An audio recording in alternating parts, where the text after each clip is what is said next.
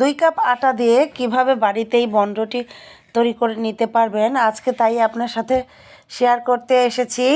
আসসালামু আলাইকুম ভিউয়ার্স, দেখতেই পাচ্ছেন কি নরম এবং তুলতুলে কতগুলি বনরুটি তৈরি করেছি আমি। তো এখন আমি আপনাদের সাথে এই রেসিপিটা শেয়ার করব।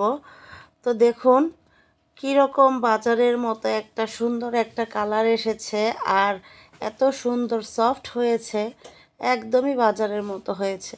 তো আপনারা যদি চান তাহলে আমার রেসিপিটি ফলো করে এভাবেই বাড়িতে বানিয়ে নিতে পারেন মজাদার সুস্বাদু বনরুটি।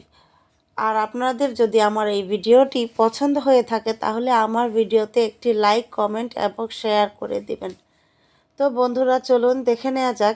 এখানে আমি 1 কাপ পরিমাণ গরম পানি নিয়েছি এবং তার মধ্যে দিয়ে দিচ্ছি 1 টেবিল চামচ ইস্ট। আপনাদের যদি ইস্টটা ভালো হয় তাহলে এই ডোটা অ্যাক্টিভ হতে বেশি সময় নেবে না, আর যদি ইস্টটা ভালো না হয় তাহলে আপনাদের অনেক বেশি সময় লেগে যাবে। তো এখন দিয়ে দিচ্ছি 2 টেবিল চামচ পরিমাণ চিনি। আজকে এই বনরুটি ডোটা আমি তৈরি করেছি দুধ এবং ডিম ছাড়াই। বাড়িতে আপনারা এভাবেই দুধ ডিম ছাড়া তৈরি করে নিতে পারবেন। এখন দিয়ে দিচ্ছি একটু নাড়াচাড়া দিয়ে নিলাম। এখন দিয়ে দিচ্ছি 2 কাপ পরিমাণে আটা। পানির পরিমাণটা আপনাদের কম বেশি লাগতে পারে এবং এই ডোয়ের মিশ্রণটা যতটা সফট করতে পারবেন আপনারা, আপনাদের রুটিটা ততই ভালো হবে এবং নরম হবে।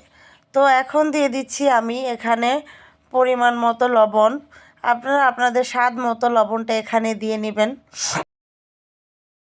লবণ কম বেশি হতে পারে, এটা আপনাদের নিজস্ব একটি টেস্ট। তো এখন আমি নেড়েচেড়ে নিচ্ছি। নেড়েচেড়ে নেওয়া হয়ে গেলে তো এটাকে ভালো মতো মথে নিতে হবে এবং সুন্দর করে এটাকে মিশিয়ে নিতে হবে। তো এখন আমি একটি স্প্যাচুলার সাহায্যে এটাকে মিশিয়ে নিচ্ছি এবং ডোটা দেখুন কতটা সফট হয়েছে এবং এটাকে এতটা নরম করতে হবে তাহলে রুটিটাও আপনাদের একদম নরম হবে। দেখুন আমার এই ডোটা কতটা পারফেক্ট হয়েছে। এখন এই ডোটাকে আমি হাতের সাহায্যে মথে নিব এবং দেখতেই পাচ্ছেন এইখানে আমি 2 টেবিল চামচ পরিমাণ সয়াবিন তেল দিয়ে দিয়েছি। আপনারা চাইলে এখানে ঘি এবং বাটারও ব্যবহার করতে পারেন। এখন আমি আবার একটু হাতের সাহায্যে এটাকে ভালো মতো মথে নিচ্ছি। তো দেখুন কতটা পারফেক্ট হয়েছে আমার এই ডোটা। তো এখন হাতের সাহায্যে এটাকে আপনার ঘুরিয়ে ঘুরিয়ে একটা সফট একটা আকার দিয়ে নিতে হবে যাতে এটার উপরে কোনো ফাটল অথবা কোনো রকমের ক্র্যাক না থাকে। তো ভিউয়ার্স দেখুন এটা বলার কিছুই নেই, এটা চোখের দেখা দেখে নিতে হবে কিভাবে আমি এটাকে করে নিচ্ছি। তো এখন এই ডোটাকে আমি 40 থেকে 1 ঘন্টার মতো রেস্টে রেখে দিব এবং 1 ঘন্টা পর দেখা যাবে যে এই ডোটা ফুলে ডাবল হয়ে গেছে। তো দেখুন ভিউয়ার্স এখন এই ডোটা আমি 1 ঘন্টা পর ফিরে এসেছি এবং কতটা ডাবল হয়ে গেছে, একদম সফট আরও এবং নরম তুলতুলে দেখাচ্ছে। তো এখন আমি হাতের সাহায্যে আবার একটু মেখে নিচ্ছি। ভালো মতো মথে নেওয়া হয়ে গেলে এই ডো থেকে আমি 9টা লেচি কেটে নিয়েছি এবং দেখুন কিভাবে গোল গোল রাউন্ড শেপ দিয়ে আমি এটাকে ঘুরিয়ে ঘুরিয়ে একটা বনরুটির শেপ দিয়ে নিচ্ছি। তো এখন একটা পিৎজা ট্রেতে আমি একটি কাগজের ওপর তেল ব্রাশ করে নিয়েছি এবং এই বনরুটির ডোগুলো এখানে রাখছি। প্রত্যেকটা লেচিকে আমি এরকম গোল গোল করে বনরুটির শেপ দিয়ে নিচ্ছি হাতের সাহায্যে। দেখতে পাচ্ছেন ভিউয়ার্স কিভাবে আমি করছি। তো আপনারাও এভাবে এটাকে তৈরি করে নিতে পারেন।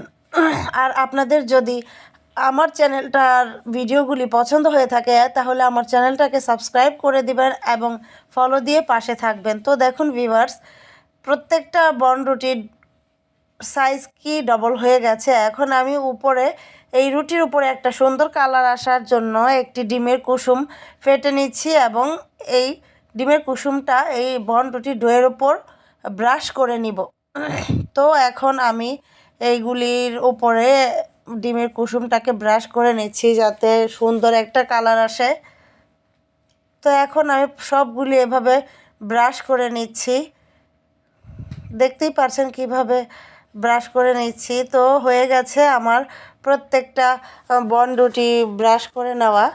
তো এখন দেখতেই পাচ্ছেন আবারও ফুলে ডাবল হয়ে গেছে কিছুক্ষণ পর। এখন আমি এটাকে একটি পাতিল গরম করে নিয়েছি প্রিহিট করে 10 মিনিট। তো এখন পাতিলের মধ্যে দিয়ে দিতে হবে এই পিৎজা ট্রেটা এবং সিলভারের ঢাকনা এবং পাতিল অবশ্যই ব্যবহার করতে হবে এবং আপনাদের তাহলে পারফেক্ট একটি রেজাল্ট আসবে। দেখুন আমি 40 মিনিট পর ফিরে এসেছি এবং রুটিটা কতটা পারফেক্ট হয়েছে এবং কি সুন্দর একটা কালার এসেছে। তো ভিউয়ার্স, আপনাদের যদি আমার রেসিপিটা পছন্দ হয়ে থাকে তাহলে আমার পাশে থাকবেন এবং আমার চ্যানেলটাকে সাবস্ক্রাইব করে দিবেন।